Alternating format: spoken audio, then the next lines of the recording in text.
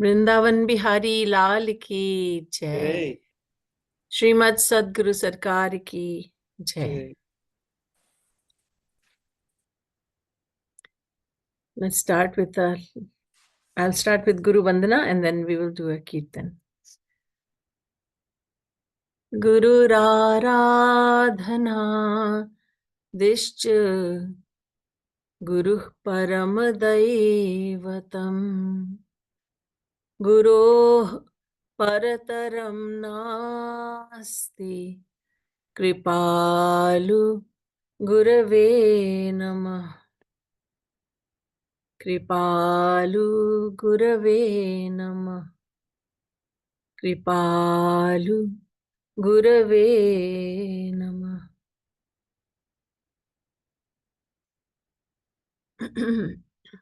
Let's do Roop Dhyan of Sri Radha and Krishna as we chant. Jai Jai Shama, Jai Jai Sham, Jai Jai Shri Vrindavan Dham. Jai Jai Shama, Jai Jai Sham, Jai Jai Shri Vrindavan Dham. Jai Jai Shama, Jai Jai Sham, Jai Jai Shama, Jai Jai Sham, Jai Jai Shri Vrindavan Dham. Jai Jai Shri Vrindavan Dham. Jai Jai Shama, Jai Jai Sham, Jai Jai Shri Vrindavan Dham. Jai Jai Shama, Jai Jai Sham, Jai Jai Shri Vrindavan Dham. Jai Jai Shama, Jai Jai Sham, Jai Jai Shri Vrindavan Dham. Jai Jai Shama, Jai Jai Sham, Jai Jai Shri Vrindavan Dham. Jai Jai Shama, Jai Jai Sham, Jai Jai Shri Vrindavan Dham. Jai Jai Shama, Jai Jai Sham, Jai Jai Shri Vrindavan Dham. Jai Jai Shama, Jai Jai Sham, Jai Jai Shri Vrindavan Dham. Vrindavan Bihari लाल की जय। श्रीमद् सद्गुरु सरकार की।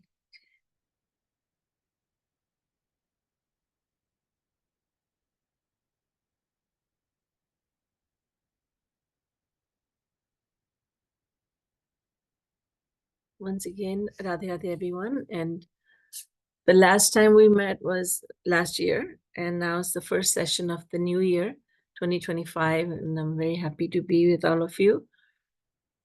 Last time we talked about the importance of being born human, and my attempt is to, in these talks, is to take you through a series of talks. It's a series of lectures. So one lecture leads to the next, one talk leads to the next. And of course, there'll be question and answer session after I speak for some time. So far, we've learned that human form of life is the rarest and the most important form of life. It's only when we are born, it's only as humans that we can attain God realization. Humans are blessed with two gifts. One is knowledge, which is far superior to the knowledge of other living beings. For instance, well, as you can imagine, insects, birds, trees, and animals. And humans are the only children of God who belong to Karmyoni, which means that not only are we reaping the fruits of our actions of previous lives, but more importantly, we reap the fruits of our present actions. And these are two wonderful privileges that God has given to us. So along with privilege comes responsibility, and the responsibility that we have is simply to know God, love God, and to attain God, to go to God. Some people talk about going back to God. However, that implies that once we were with God and we came away from God, and now we are trying to get back. This is not the case. Sada pashyanti surayah tad vishnoho paramam padam. Once you're with God, say the Vedas, you can never be away from him. Once you attain God realization, you can never go to Maya.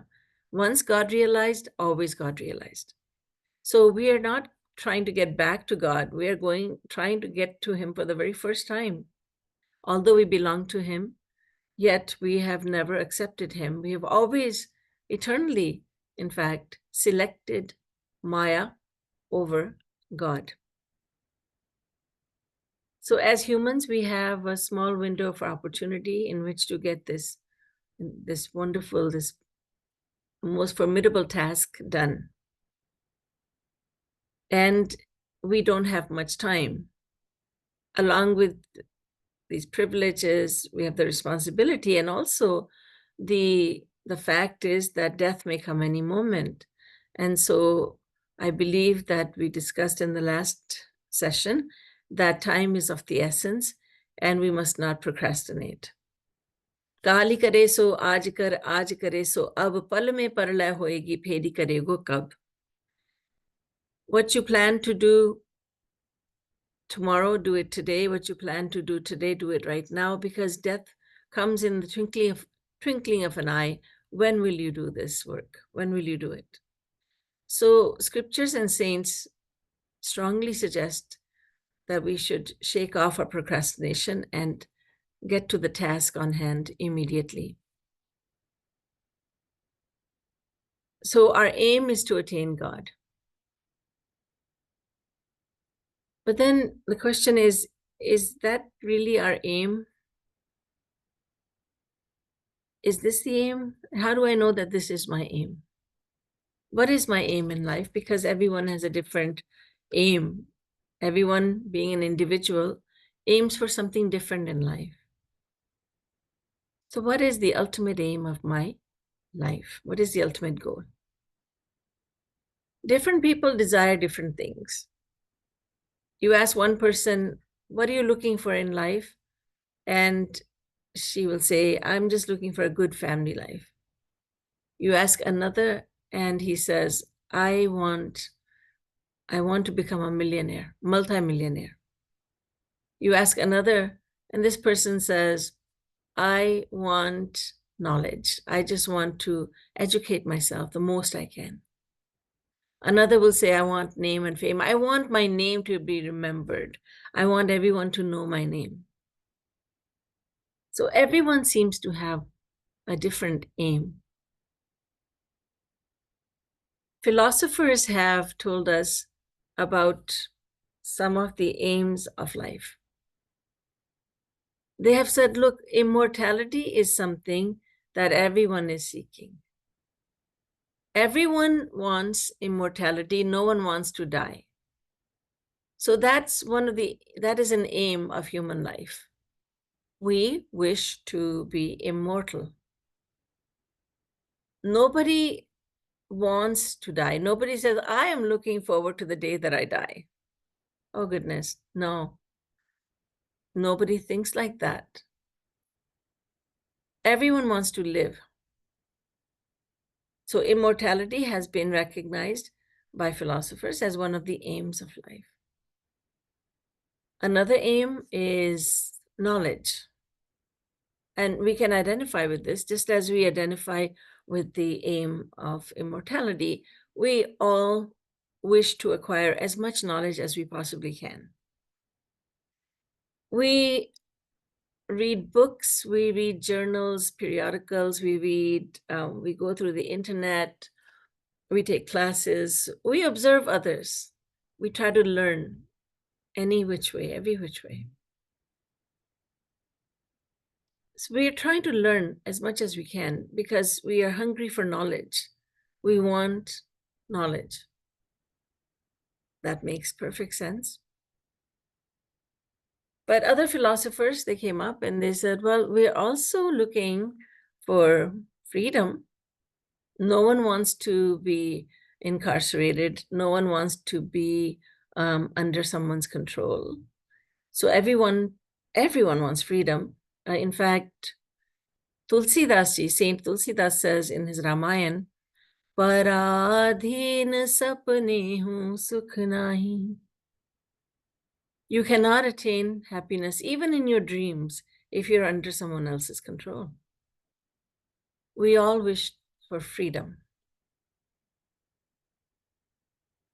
And another aim has been identified by philosophers, and that is the aim to rule over others. I want you to do it my way. Even a little child says, Mommy, do it this way. Tie my laces this way. You're wrong, Mommy. I'm right. From childhood, we have this desire to rule above others.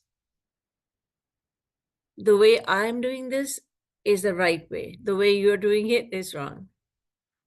In small ways and in very significant ways, we try to rule over others. So these are some of the aims of life as recognized by philosophers. And of course, the main aim that I did not mention yet is the aim of happiness. I just want to be happy. So happiness, and this immortality, knowledge, freedom, and power.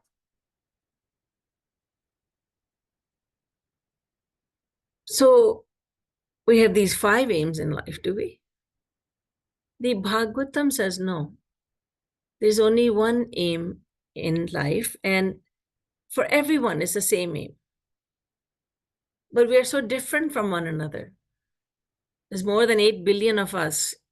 Bhagavatam says each and every person has only one aim in life, and that is the aim of happiness. We just want to be happy.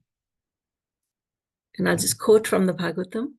Sukhaya karmani karoti loko natai sukham vanyaduparamam va vindeta bhuyastata eva dukkham yadatra yuktam bhagavan vadenna.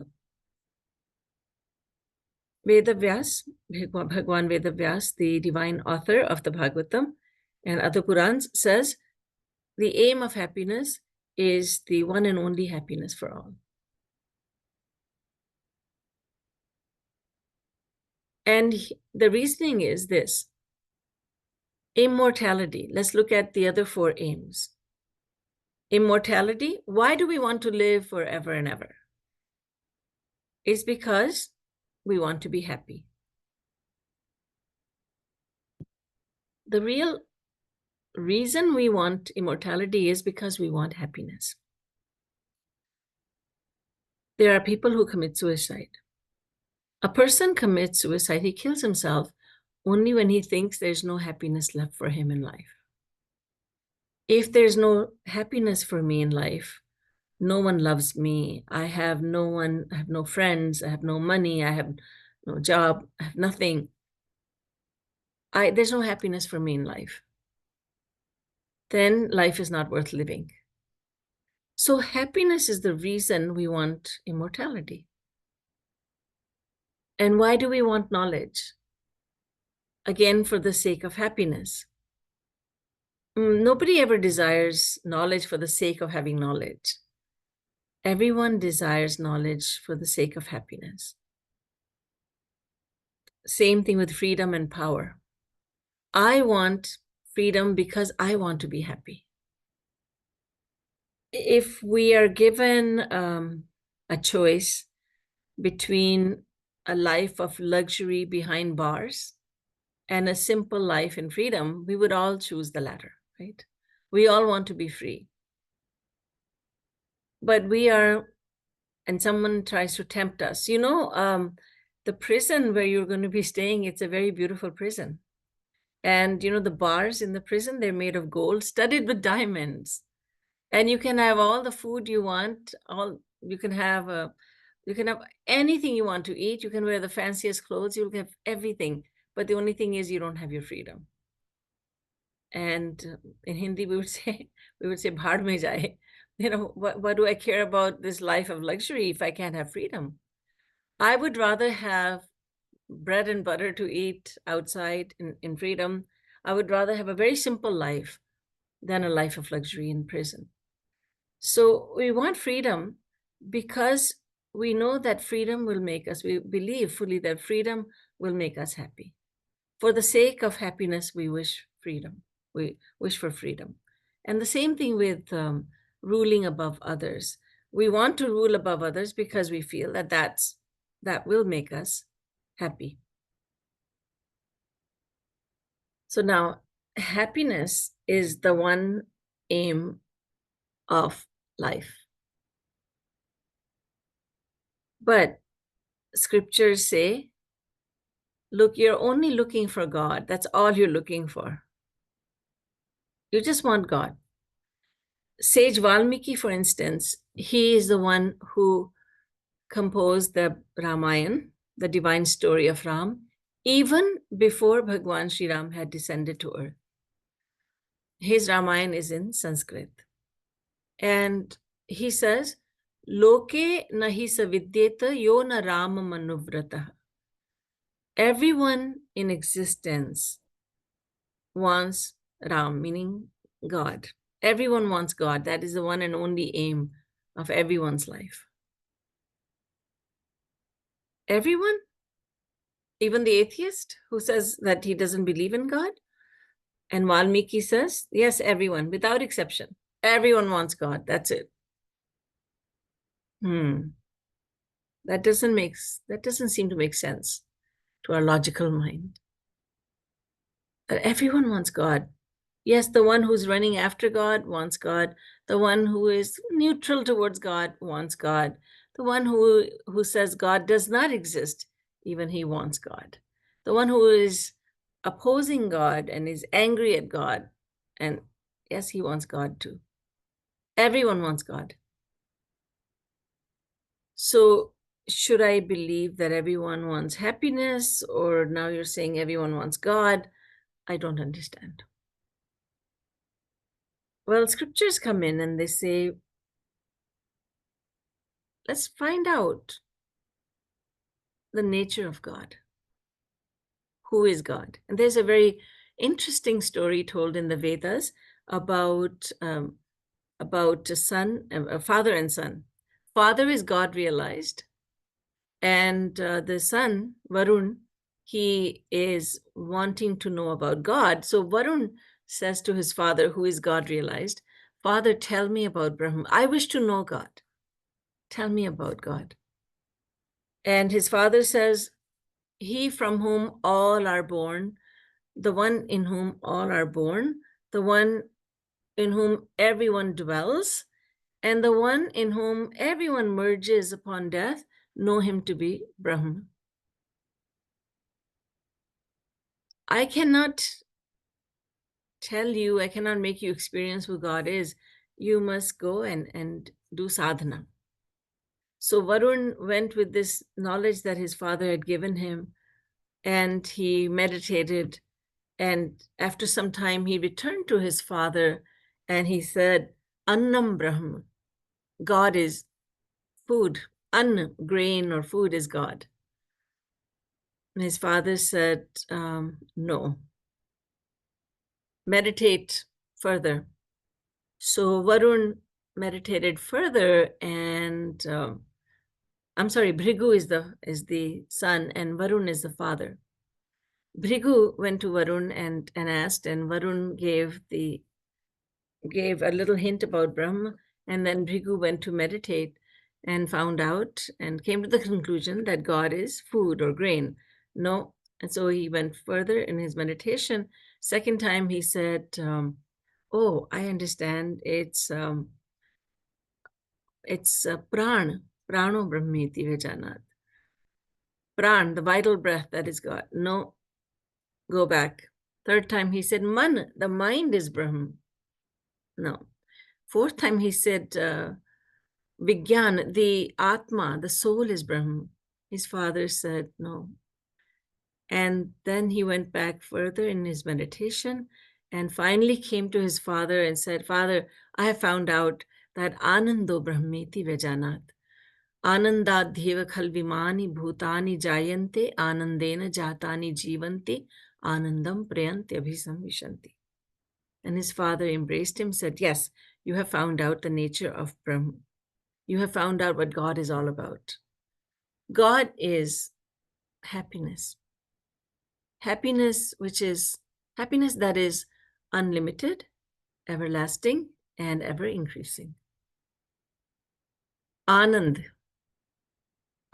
happiness.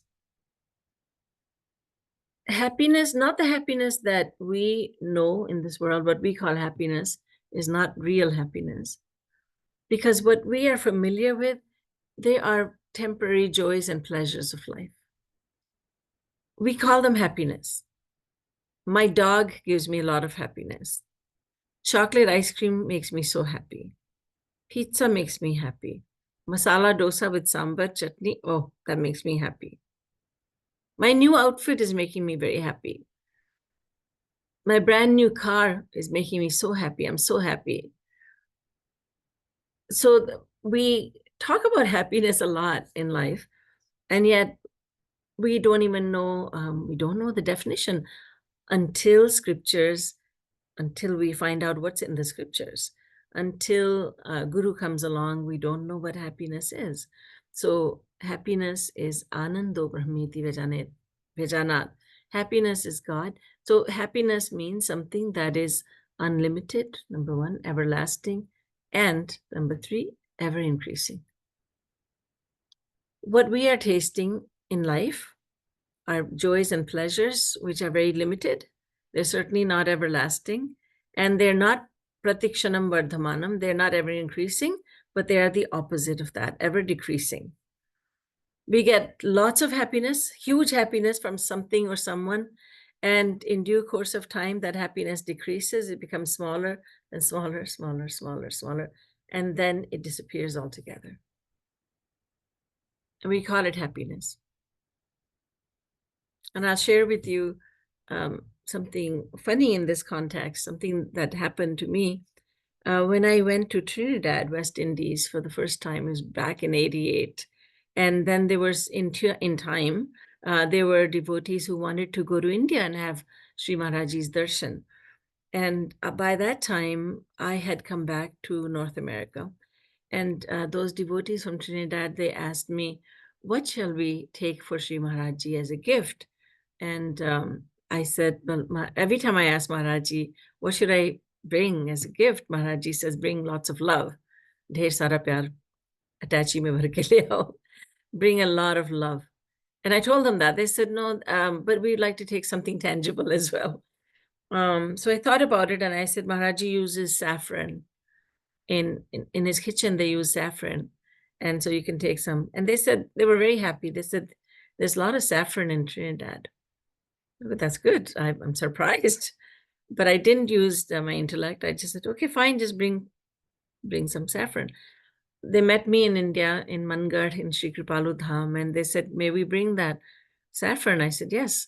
And they brought a lot of turmeric powder, haldi. And I said, where's the saffron? And they said, this is saffron. I said, this is turmeric powder. And they said, well, this is what we call saffron. I said, oh my goodness. Funny thing was that saffron, that haldi, turmeric powder, the yellow powder, as you know, used in the kitchen, it's a spice. It went from India to the West Indies. From West Indies, from Trinidad, it came back to India. And these wonderful devotees were saying, this is saffron. So then I thought, what we call happiness is not real happiness. What we are calling happiness are just joys, temporary pleasures of life. We're calling them happiness. Happiness is something totally different. And here I'm calling something saffron. They are calling something else saffron. So, and another example of confusion right there from Trinidad. They do speak English. It's a different brand of English sometimes. And they insisted that the devotees there insisted that they will feed me in dishes that are made of silver. And I thought, oh, that's very fancy, silver. No, I just please give me ordinary dishes. They said, no, whenever anyone holy comes to our house, we like to offer them food in silver dishes. I said, if you insist, but it's just, I'm not used to it. And they brought food in stainless steel. And I said, okay. And I was confused. And I said, you were talking about silver dishes? He said, this is silver. So they were calling stainless steel silver. So what we are calling happiness is what God and godly saints call temporary pleasures, fleeting pleasures of life. We are not familiar with real happiness. And that real happiness, the genuine happiness, our scriptures tell us, Ramayana tells us, when you have it, it's yours forever. No one can snatch it from you. No one can snatch it away. No one can rob you of it. No one can steal it from you. You will have it forever and ever. And not only that, but it's going to increase with every moment that passes. The mind fails to conceive of what's that happiness like that will just keep on increasing every moment with every moment that passes. But that's what happiness is. And that happiness is what we are looking for in life, and that happiness is God. So we can say, now we can understand when scriptures say, look, your only aim in life is God realization. And then we can also understand when they say that your only aim in life is happiness. They're not saying two different things, because God is happiness. So that is our one and only aim in life. That is God realization, to reach God, to attain God. And this happiness that we're seeking, we've been seeking it for countless lives. We have never looked for anything else, because we've never looked for anything else besides God. We are just always searching for that happiness. But we're confused. We're thinking that this material world out there, it's going to make me happy. That has happiness in it. Scriptures are saying in a very loud voice, they're saying, proclaiming it very boldly, no. The world does not have happiness to give. God is happiness. So look towards God. And we've been searching for happiness right from day one. When we are born, the very first thing that we do is to let out a cry. When a child is born, the very first thing the child does, the newborn child, the very first thing it does is to let out a cry. Every child does that. Every newborn does that. And that act of crying is, in fact, it's like a slogan. And that slogan is, I want happiness. I have been so miserable hanging upside down in a very, very small quarters and very dark place. And I've been suffering so much. I don't want that suffering. I want to be happy. And from that moment until the moment we die, we just keep on looking for happiness. And all our actions in between, from birth till the moment of birth, from the moment of birth till the moment of death, all our actions are all about looking for happiness. Whether we are sitting quietly or talking a lot to people, we are searching for happiness. Whether we are eating or pushing the plate of food away, just abstaining from eating, we are looking for happiness. Whether two people are getting married or the same two people are getting divorced, they're looking for the same thing. They're looking for happiness.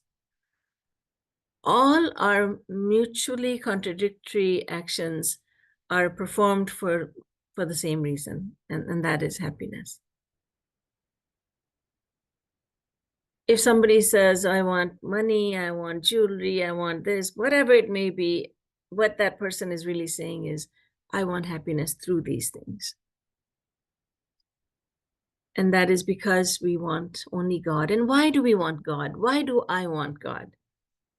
Scriptures explain. They said, because you are part and parcel of God. You belong to God. Therefore, you want God. We belong to God. The individual soul belongs to the Supreme Soul. The Supreme Soul is our one and only, our everything. Tvameva mata cha pita tvameva, tvameva bandhuscha sakha tvameva, tvameva vidya dravinam tvameva, tvameva sarvam mama deva deva. God alone is, you are my mother, you're my only father, my only brother, my only friend, my only wealth, my only knowledge, you are my one and only. We're very familiar with this verse, Tvameva Mata. So God alone is everything to me. And that is because I belong to him.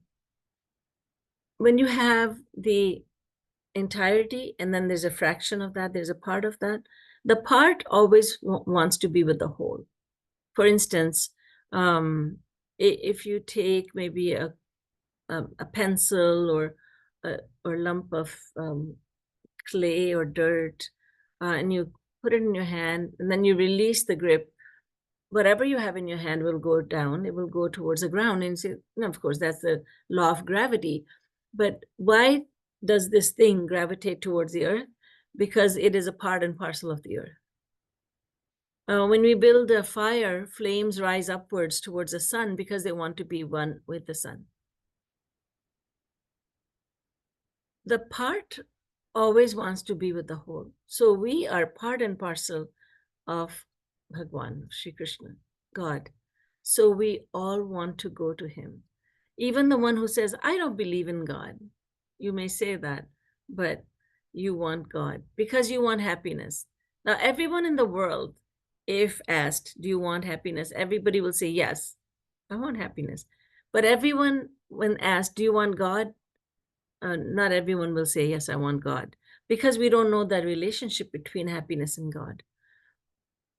But saints good-naturedly laugh at us in a way that parents laugh at a very small, innocent child who says, when he's asked, do you love your mommy? And he says, yes, I love my mommy. Do you love your daddy's wife? I don't love her. And adults laugh at that. Look how innocent the child is. He doesn't know that his daddy's wife and his mommy are the same person. So saints also good-naturedly laugh at us, not in a mean way, but as adults sometimes laugh at little children, at their innocence. And look at this innocent person. He thinks he says he wants happiness, but he does not believe in God. He says, I don't believe in God. He doesn't know that he does believe in God. He wants only God. And that's why Valmiki has said, Loke nahi savidyeta yona rama manuvrata. Everyone is seeking God without exception.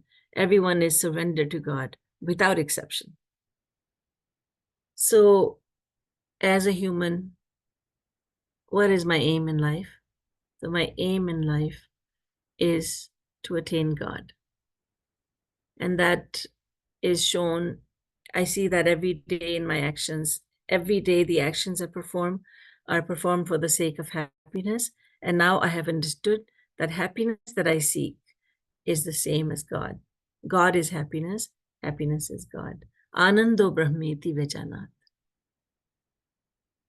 So this is what Sri Maharaj Ji, Jagat Guru Uttam Shri Kripaluji Maharaj explains about the aim of life. And I've just spoken very briefly about that. And I will continue from this next time, but now is the time for Q&A. Boliye Srimad Sadguru Sarkar ki Jai.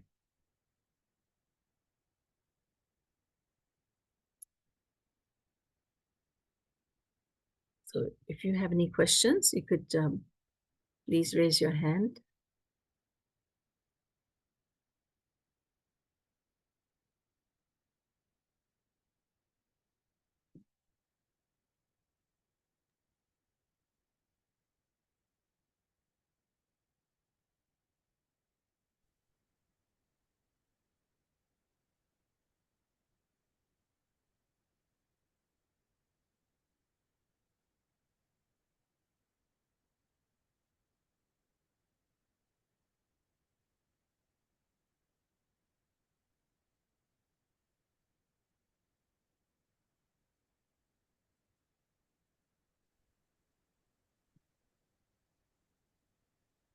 Devi, Yes. could I ask a question, please? Yes. Is that Alex? No, this is Minesh from Oh, UK. sorry. You sounded Uh, like Radhe, Amish. Radhe. Thank you Radhe. for your talk and nice to have your darshan. At the moment, there's a lot of talk about the Kumbh Mela Yes. 2025. Mhm. How important is that for your spiritual development? For our spiritual development, going to the Kumbh Mela is of no consequence. Many people like to go there. Many people never want to go there. Main thing is, the question is, does going to the Kumbh Mela, will going there make me more devotional? Will it uplift me spiritually? My personal viewpoint for myself is I don't want to be in a big crowd. And many people seek enlightenment by going to the Kumbh Mela. However, um, it's a lot of, there's many holy people there. And how will one find a true guru there? How would one find true knowledge over there? And just by going to the Kumbh Mela and bathing in the sacred river does not give us anything, because devotion is something that has to be done by the mind. And if someone says, I get a lot of benefit, I feel very devotional when I go to Kumbh Mela, then that's wonderful. But if someone says, no, I don't want to go through that, I would do devotion at home, I will follow my guru's teachings. Main thing is to do the devotion, to do the devotion in the mind. And so if going to Kumbh Mela helps a person spiritually, then they should. But we cannot, there's no one answer that going to Kumbh Mela is going to uplift me spiritually. It's what one makes of it. Okay, Many years ago, when Maharaji had not, I did not know of Maharaji at that time. And I thought I should go to India to find a guru. And I thought that was a great idea, until another thought came to my mind, and which was, where in India will I go to find a guru? I think many people think Kumbh Mela is a wonderful place. But for me personally, I think there'll be a lot of confusion there. And there's so many people, so many, and but just by physically going there does not do anything. If we can think more of God when we're there, we can commit more to our spiritual life, then definitely it's worthwhile to go there. thank you. You're most welcome. Bye bye. Radhe. Sandeep. Thank you, Radhe Radhe Didi ji. Radhe Radhe. I think thank you for the last person. I think he asked a very good question, and I was thinking to ask this question separately to you, but I just thought I should do it now. Sorry, I will ask my video. Sorry, I'm on my phone, Didi ji. It's not working, but next time I'll be organized much better. It's not. Okay. So I have a for the last 3 weeks are having this, not 3 weeks, I'll take my last from the time starting of December. I have a strong desire to go to Kumbh. I am positive, quite positive I'll be going and taking my mother along. I was thinking as I'm going there, I wanted to ask you what should be my mindset, or at least what should I try. I understand this is not something can be done over a few days, over a few weeks, but at least I could try to keep a mindset as you guided us, that it's about the mind. So how do you think, in your opinion, best in my current abilities, how do you think, what kind of mindset I should prepare before and during my 3 days visit, where so I at least I can feel a bit benefit of what my desires are. I hope my question is clear, not very confusing. No, it's fine. Yes, so I would say that you should just look at the positive there, everything that's going on there. When we go to a holy place, it's very easy to see all the negatives there. It's very easy to see clutter. It's very easy to see in the various ways in which that place is lacking. So I would suggest that you try to look for God in that place. You should you look for Sri Krishna, look for Bhagwan in that. Try to look at um, look try to look at God who's in every person there. Look at and think to yourself that I'm here in this Kumbh Mela so that I may become more devoted to God. So keep the aim clear and try to see God everywhere there. Thank you, Make Didi. I understand. I'll try my best, and I hope my visit happens. It's like I've done what I needed to do on my side, and I'm just hoping that everything goes well. And I hope I get your blessing that it does happen for me. my good wishes are with you. Ram Ram. Didi, Yes. this is Alex. Alex, yeah, Hi. Um, uh, since we're on the subject, could you explain the significance of Kumbh Mela actually? Because, I'm not Indian, so I don't really know. Yes. Well, I don't know all that much, but it's a certain, and I should know more about it. What happened with me is why I don't know too much about it is because when I started to learn about God and godliness, because it's all because of Sri Maharaji, and Sri Maharaji never really mentioned it much, didn't talk about it much, but and so I didn't ever try to find out much about it, to be truthful, and that's a fact. However, these are certain places where the nectar had fallen, that from the when the churning of the ocean was done, and then there was nectar that came out. I believe some of the drops, wherever they fell, that is where the mela takes place. And I really couldn't tell you anything more than that. But that's where a lot of people congregate, and and it's considered to be very holy.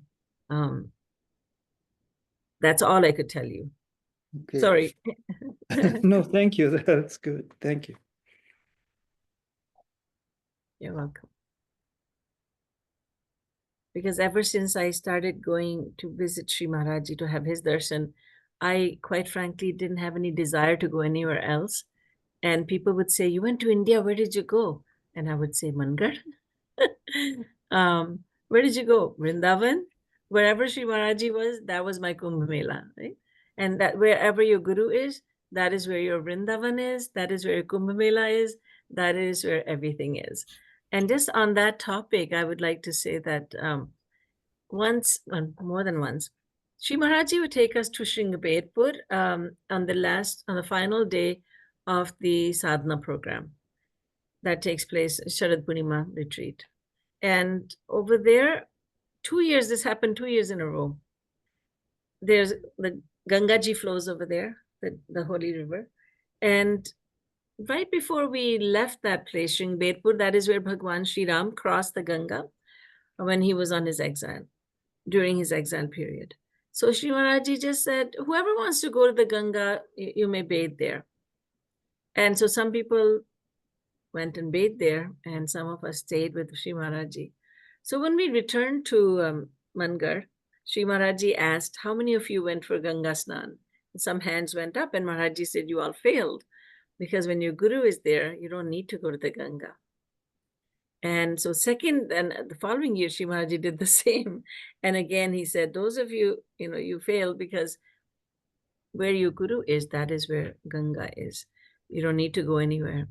So this is just a personal aside. I'm just telling you that I never had a desire to go anywhere after going to Sri Maharaji.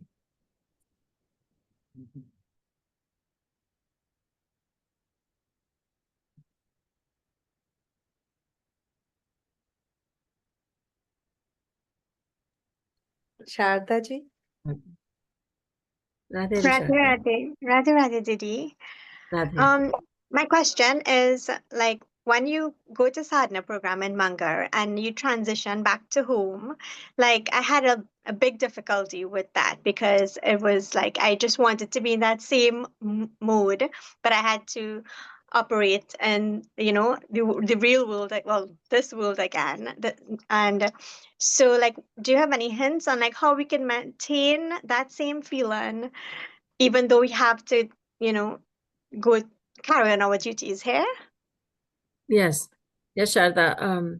When you come home from being in such a holy atmosphere, and it's you get a jolt of reality that this is different over here. So to hold on to those feelings as much as possible, just it's very important to do the sadhana. Just spend some time with Sri Maharajji's divine songs.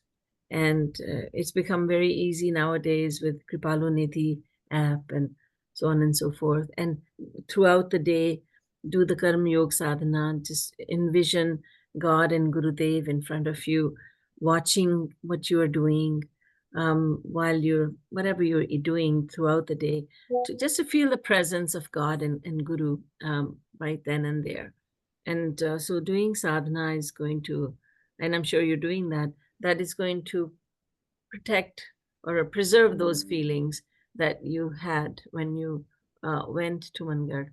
And of course, it's a wonderful idea to go again and again. However, when you come back, yes, you can preserve them by being very careful in your devotional practice.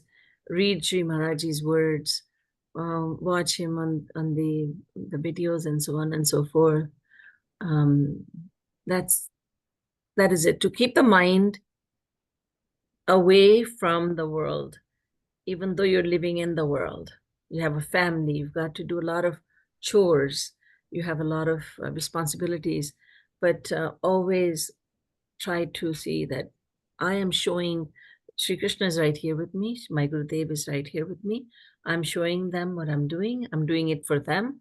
I'm cleaning the house, I'm doing the banking, I'm working at whatever job, with whatever it is, I'm doing it for my Gurudev, I'm doing it for my beloved Lord.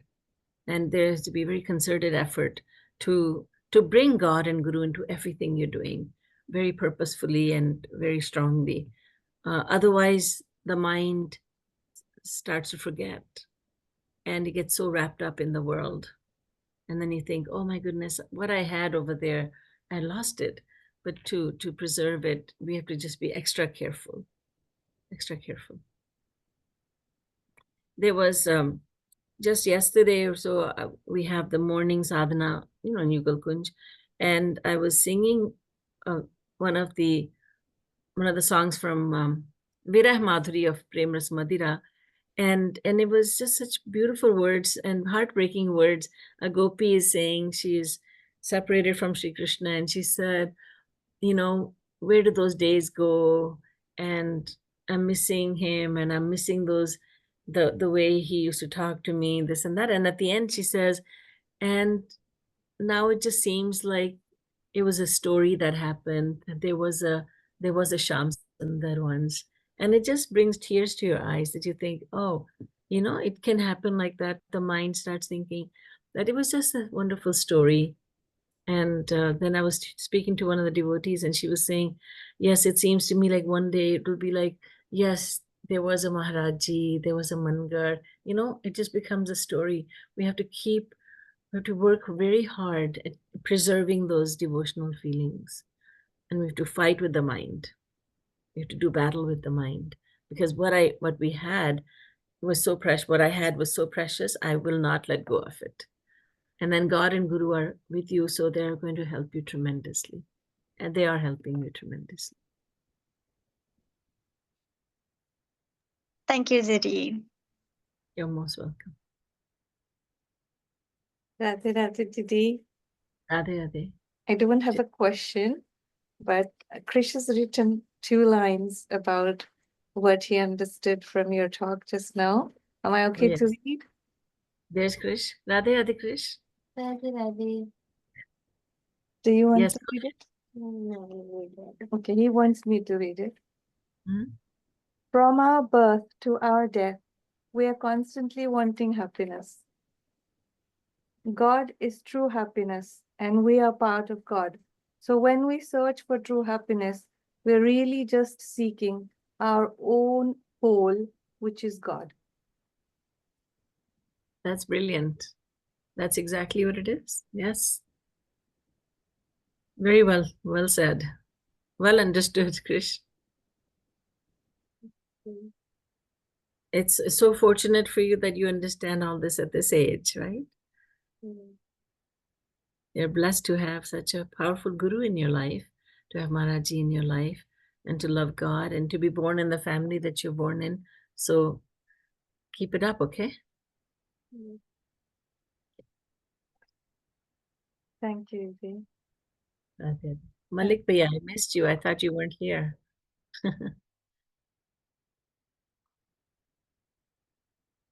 And he's gone.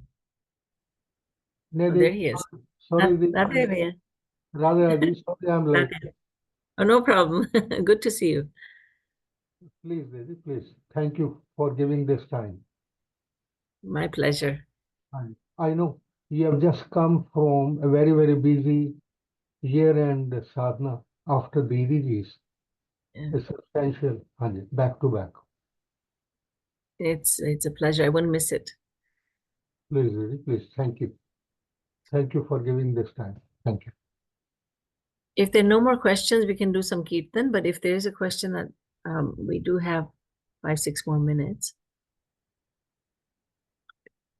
we shall do some kirtan. Please, Devi, please.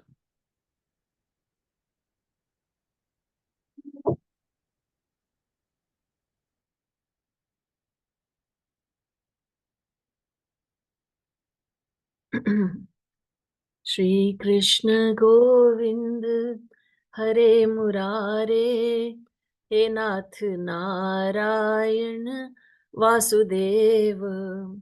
Shri Krishna Govind Hare Murare He Nath Narayan Vasudeva. He Nath Narayan Vasudeva. He Nath Narayan Vasudeva. He Nath Narayan Vasudeva. He Nath Narayan Vasudeva.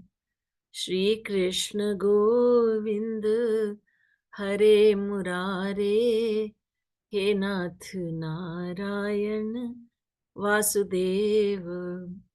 Shri Krishna Govind Hare Murare He Nath Narayan Vasudeva. He Nath Narayan Vasudeva. He Nath Narayan Vasudeva. He Nath Narayan Vasudeva. He Nath Narayan Vasudeva. Shri Krishna Govind Hare Murare He Nath Narayan Vasudeva. Shri Krishna Govind Hare Murare He Nath Narayan Vasudeva. He Nath Narayan Vasudeva. He Nath Narayan Vasudeva. He Nath Narayan Vasudeva. He Nath Narayan Vasudeva. Shri Krishna Govind Hare Murare He Nath Narayan Vasudeva. Shri Krishna Govind Hare Murare He Nath Narayan Vasudeva. बोलिए वृंदावन बिहारी लाल की जय. जगत गुरु तम श्री कृपालु जी महाराज की जय. श्री कृपालु धाम की जय. जय जय श्री राधे जय जय श्री जय श्री राधे जय जय Shri. I would just like to say before signing off that I'll just say this in Hindi. Hindi में एक Zoom होता है हर फ्राइडे नाइट को होगा आपके यहाँ तो फ्राइडे 3 बजे यहाँ पे होता है 8 बजे नहीं आपके लिए तो 12-1 बज जाएंगे सुबह के. यदि आपको उसमें शामिल होना है तो आप आ सकते हैं. वो मनगढ़ से आता है. मैंने शायद आप लोगों के लिए बहुत देर हो जाती है. I just want to let you know about this Hindi Zoom that takes place. Different pracharaks take up one of the compositions of Shri Maharaji and then they explain it. But for me, it's 8:15, 9, 10, 11. Or for you, it's 1:30 in the morning. Never mind. So this will be, I shall see you, God willing, and I'll see you not next Thursday, but 2 Thursdays from now. Is that right, Vikas? Yeah, it's alternate. Yeah. Alternate, yes. Yeah. And I have put this on my community, so it's good to see devotees from Austria, from San Diego, from Toronto, from Trinidad as well. Yes, from Cleveland, USA. Yes, different places in the USA and Canada and Very as well good. as Austria. Yeah. So Just saying Radhe Radhe. Radhe Radhe. Radhe Radhe दीदी जी. Radhe Radhe, Radhe. Radhe. Radhe everyone. Happy Radhe. New Year. Radhe Radhe. Radhe Radhe. See you soon. Radhe Radhe. See you soon. Radhe Radhe. Radhe Radhe. It's Radhe really Radhe. okay to this one.